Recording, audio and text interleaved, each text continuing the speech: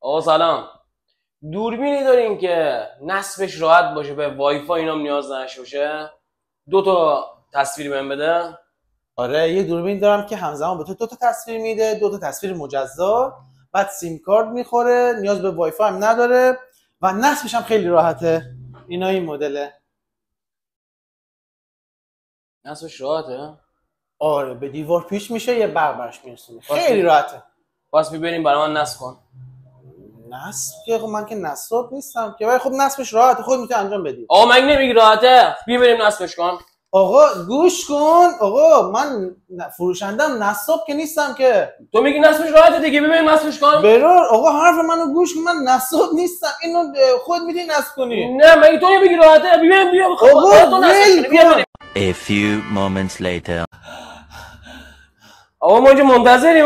بابا تو منو ول کن برار دیگه، شب شد. شب شد چی؟ ببینیم نصب کن دوربین من. آقا دوربین من به تو نمیفروشم، ول کن. نمیفروشم که من این دوربینم میبرم تو هم باید بیای نصب کنی. ای بابا